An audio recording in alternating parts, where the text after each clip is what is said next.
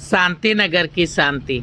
Hello India, hello India. बड़ों को ढेर सारा प्रणाम, छोटों को ढेर सारा प्यार और मेरे सारे सब्सक्राइबर कैसे हो आप सबको ढेर सारा Ram Ram. Welcome back to my YouTube channel Simi की डायरी ऑफिशियल में आप लोग का ढेर सारा स्वागत है। गणपति बप्पा मोरिया। दोस्तों, शांति नगर की शांति एक छोटी सी कहानी है जिसे मैंने संसार के ताने बाने में रखा है और आप लोगों के समक्ष इसका पहला भाग रख चुकी हूं। अब दूसरा पार्ट मैं आज आप लोगों के समक्ष रखने जा रही हूं।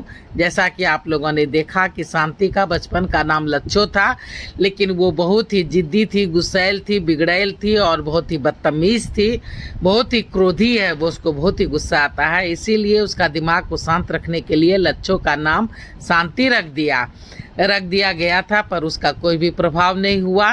पूरे मुखिया और सरपंच और पूरे गांव वालों ने मिलकर उसकी शादी जो है शांति नगर में कर दी। 5 साल सब कुछ ठीक ठाक रहा। वो 2 बच्चों की माँ बन गई। सब कोई उसको खुश रखने का भरपूर कोशिश कर रहा था, लेकिन 5 साल के बाद उसने फिर से अपना रंग दिखाना शुरू कर दिया। तीनों भाई के सब भाई चारों भाइयों का ज़िंदगी बर्बाद कर दिया। तो उसके पिताजी ने उसे खूब मारा पीटा और उसकी माँ ने जो है सो उसे घर से बाहर निकाल दिया। तो यहाँ तक आप पहले भाग में देख चुके हैं। अब दूसरा पार्ट में आप लोगों के समक्ष रखने जा रही हूँ। तो देखिए कैसा लगता है कि रात के 10 बजते शांति बस से अपने शांति नगर वापस आ गई थी। इतनी देर रात, वो भी मायके से। ऐसा क्या हो गया? बैकुंठ कुछ कहता पूछता उसके पहले ही शांति ने चिखना चिल्लाना शुरू कर दिया था। बच्चे सहम गए थे। बैकुंठ ने उसे खाना खिला करके सुला दिया था। पता नहीं कितनी देर वो चिखती रही, चिल्लाती रही, अंट संट बकती रही। बैकुंठ ने कि क्या हुआ है, नहीं हुआ है। ससुराल जब फोन किया तो 2 टूक जवाब मिला कि हमारे लिए वो मर चुकी है, आपको क्या करना है आप देख लीजिए। शांति रो धो के बिना खाए पिए सो गई थी। घर वाले परेशान, अड़ोसी पड़ोसी परेशान कि आखिर बात क्या है।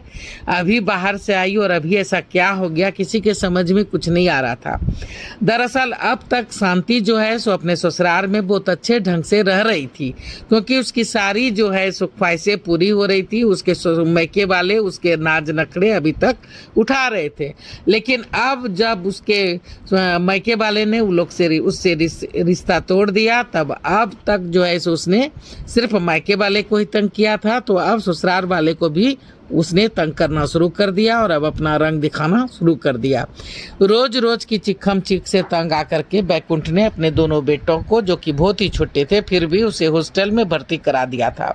सास जो है सो घर छोड़कर आश्रम में रहने चली गई थी। उसके दोनों भाइयों ने अपना तबादला दूसरे शहर में करवा लिया था और अपने हिस्से का घर भाड़े पे लगा दिया था। सभी उसके कहर से बच गए थे, पर बेचारा बैकुंठ पिस करके रह गया था। एक दिन ऐसा न गुजरता जिस दिन घर से चिखने चिल्लाने की आवाज ना आती हो। शांति नगर में ये बातें फैल गई कि बेचारा बैकुंठ कितना सहेगा। इसकी पत्नी तो बहुत ही गुस्सैल और झगड़ालू है। अब शांति पड़ोसियों को भी तंग करने लगी थी। कभी कुछ मांगने चली जाती तो कभी कुछ। उसके पैर तो जैसे घर में टिकते ही नहीं थे। कभी कोई उधार दी हुई वस्तु मांग लेता तो हो जाती शुरू उसकी छुट्टी शुरू हो जाता, लड़ाई झगड़ा खेल तमाशा। बैकुंठ शांति को काफी समझाता, कई डॉक्टरों को भी दिखा चुका था, पर किसी के समझ में नहीं आता कि आखिर इसे इतना गुस्सा आता ही क्यों है। डॉक्टर इलाज कर करके थक गए थे। पता नहीं शांति को शांति से क्यों इतनी चिढ़ थी, इतनी जिद्दी, इतनी बदतमीज, आखिर क्यों? सब कुछ तो मिला था उसे जो उसने चाहा था। सभी शांति से बात करते, प्यार से बात करते, पर पता नहीं कब और कैसे कोई एक बात उसे चुप जाती और वो शुरू हो जाती। उसे देख लोग नहीं टोकते तो गुस्सा, उसे देख करके बातें करते तो झगड़ा शुरू। आखिर कोई करे तो क्या करे? अड़ोसी पड़ोसी परेशान, दुकानदार परेशान, हर कोई परेशान। बेचारा बैकुंठ धीरे धीरे गलता जा रहा था। घर का सारा काम करता, ऑफिस संभालता और शांति महारानी की तरह दिन भर बैठ के खाते रहती और टीवी देखते रहती। इसे कैसे सुधारा जाए, क्या ये कभी सुधरेगी? बैकुंठ हमेशा यही सोचता रहता। सबों से संबंध उसके बिगड़ चुके थे। बच्चों ने घर आना बंद कर दिया था। शांति जबरदस्ती उससे मिलने भी हॉस्टल उसके चली जाती। सभी डरे डरे रहते। वो वहाँ उसके दोस्तों से भी लड़ाई झगड़ा कर लेती। बैकुंठ बच्चों का स्कूल बदल बदल कर परेशान हो गया था। सभी जगह ये बात फैल गई थी कि इतनी झगड़ालू औरत आज तक किसी ने नहीं देखी होगी। शांति ने शांतिनगर की शांति भंग कर रखी थी। सभी उसे देखते ही कन्नी काट लेते। लोगों ने उससे बात करना बंद कर दिया था। उसे देखते ही घर में घुस जाते, दरवाजे लगा लेते। बैकुंठ शिकायत सुन सुन के परेशान हो गया था।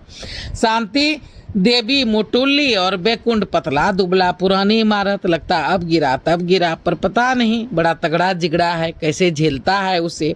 ना ही मरता है ना ही पगलाता है। अरे हम होते तो कब के ऊपर पहुंच चुके होते। बैकुंठ बेचारा भी फेमस हो गया था। सभी उससे सहानुभूति दिखाते, उससे हमदर्दी रखते, उससे हिम्मत बंधाते। पिछले जन्मों के पाप का फल है भाई, क्या करोगे, भोगना तो पड़ेगा ही।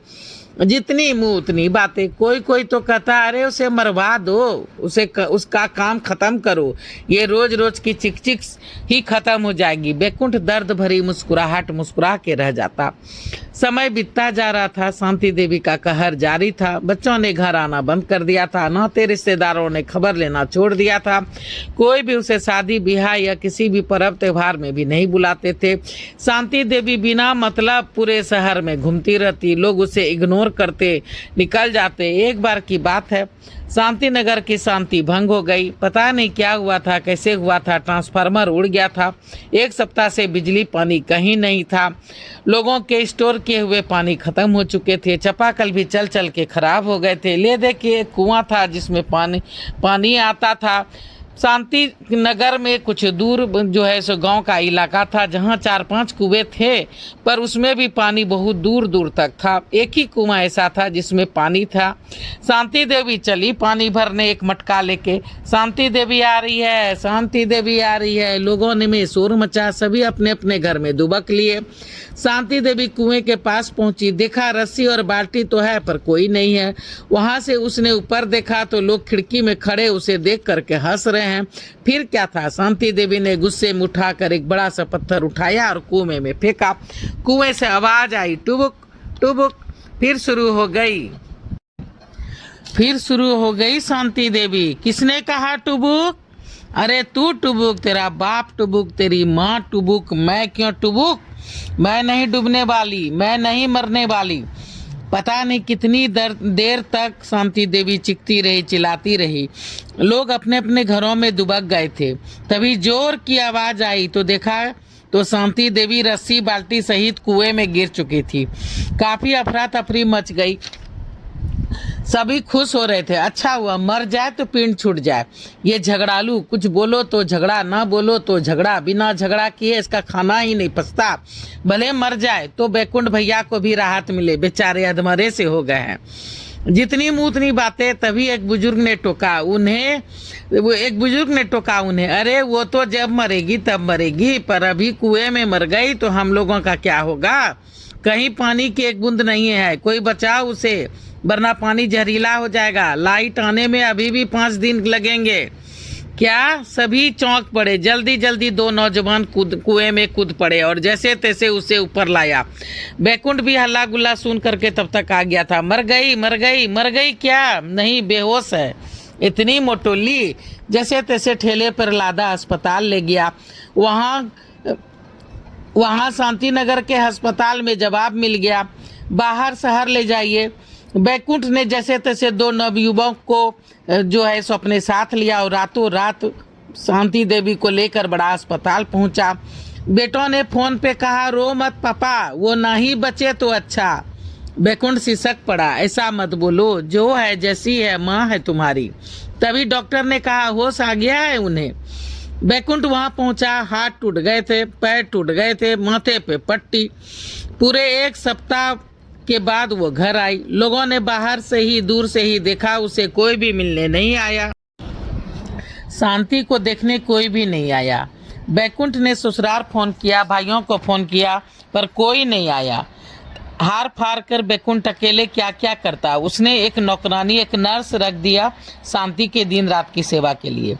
समय बीतता जा रहा था। शांति नगर में अब बिल्कुल शांति छा गई थी। बैकुंठ भी समझ नहीं पा रहा था कि ये कुछ बोलती क्यों नहीं। फिर सोचा चलो ठीक है, इतना कुछ हुआ है, नहीं बदली। अगर इस घटना ने इसे बदल दिया है तो अच्छी बात है। अगर सुधर जाए तो बच्चों का कल्याण हो जाए, वरना पता नहीं उसका घर बसे ना बसे। बैकुंठ नित्य कुछ न कुछ सोच करके अपने आप को भलाता रहा, अपने काम पे जाता रहा। सभी जगह ये बात फैल गई थी कि शांति देवी बिल्कुल शांत हो गई है, कुछ बोलती ही नहीं है। किसी ने इस पे ज़्यादा ध्यान ही नहीं दिया। चलो जो हुआ अच्छा हुआ, कम से कम सुधर तो गई। देखते देखते 6 महीने बीत गए। शांति देवी के प्लास्टर भी खुल चुके थे। अब वो चलने फिरने लगी थी, घर का काम काज भी करने लगी थी। शांति देवी घर का काम काज भी करने लगी थी, पर बातचीत बिल्कुल नहीं। इन 6 महीने में वो बिल्कुल स्लिम भी हो गई थी, बहुत दुबली पतली भी हो गई थी और अब बहुत सुंदर लग रही थी। आखिर बैकुंठ कब तक सहता। एक दिन बोल पड़ा, अरे कुछ तो बोलो, 6 महीने से एक बोल तक नहीं बोला। तरस गया हूँ तुम्हारी आवाज़ सुनने को। शांति देवी उठी, कॉपी कलम ले आई और उस पर कुछ लिखा। कुएं में गिरने से मेरी जीभ कट गई है, अब मैं कभी नहीं बोल सकती। डॉक्टर ने बताया था, मैंने ही उन्हें तुम्हें बताने को मना किया था। ये मेरे ही बुरे कर्मों का फल है। अच्छी सजा दी है भगवान ने मुझे, मैं इसी लायक हूँ। तुम खुश रहो। खत पढ़ के बैकुंठ चीख चीख के रो पड़ा। सभी लोग उसका रोना सुन के जमा हो गए। क्या हुआ क्या हुआ। बैकुंठ ने कॉपी लोगों को थमा दी। सभी ने कॉपी पढ़ा और एक ही शब्द बोला, ओह नो। तभी शांति ने फिर कुछ लिखा और उन लोगों को थमा दिया। वो लोग फिर पढ़ने लगे। शांति नगर में रहते हैं आप लोग, और मैं भी लच्छों से बनी थी शांति के लिए। अब आप लोग एंजॉय कीजिए ये शांति और सुकून से जी लीजिए अपनी जिंदगी शांति नगर में। मैं अब लड़ूंगी नहीं, पर इशारे से कुछ न कुछ बातें जरूर करूंगी। जवाब देना हाँ, भागना नहीं। सभी हंस पड़े। हंसते हंसते सबों के आंखों में आंसू आ गए। सब कोई चाहते तो थे कि शांति लड़े नहीं, शांति से प्रेम से जिए, लेकिन ऐसा किसी ने नहीं चाहा था कि उसकी आवाज़ ही खत्म हो जाए। अब वाकई में शांति बैकुंठ के साथ शांति नगर में शांति से रहने लगी। बच्चे भी छुट्टियों में घर आते, परिवार वाले भी आते जाते रहते। तो देखिए दोस्तों, ये कहानी आप लोगों को कैसी लगती है, शांति नगर की शांति। तो चलिए दोस्तों, मुझे सपोर्ट कीजिए। आपके सपोर्ट की मुझे बहुत ज़्यादा ज़रूरत है। मेरे सब्सक्राइबर बिल्कुल नहीं बढ़ रहे हैं। आपका सब्सक्राइब करने में पैसा नहीं खर्च होगा, तो प्लीज़ सब्सक्राइब कीजिए, मुझे सपोर्ट कीजिए। तो मुझे सपोर्ट करने के लिए सबसे पहले मेरे चैनल को सब्सक्राइब कीजिए, लाइक कीजिए, शेयर कीजिए, अच्छी अच्छी कमेंट्स कीजिए। अगर किसी और टॉपिक पे आप लोग सुनना चाहते हैं, देखना चाहते हैं, तो प्लीज़ मुझे कमेंट्स करके आप लोग अपना टॉपिक दीजिए। उस टॉपिक पे मैं भरसक कोशिश करूँगी कि कुछ अच्छा आप लोगों के लिए लिख सकूं। तो चलिए सपोर्ट कर दीजिए, सब्सक्राइब कीजिए, लाइक कीजिए, शेयर कीजिए, बेल बटन दबाइए, ताकि जब जब मैं वीडियो डालूंगी तो आप लोग को नोटिफिकेशन मिलेंगे। अब मैं अपनी वाणी को यहीं पे विराम देना चाहती हूँ। जय भोलेनाथ, हर हर महादेव।